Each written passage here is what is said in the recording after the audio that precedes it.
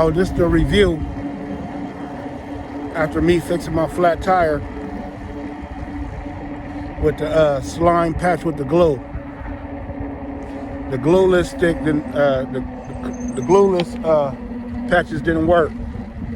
So you know what I mean. I can't really deal with that like that. So we're gonna let that ride like that. But the slime with the glue worked very well.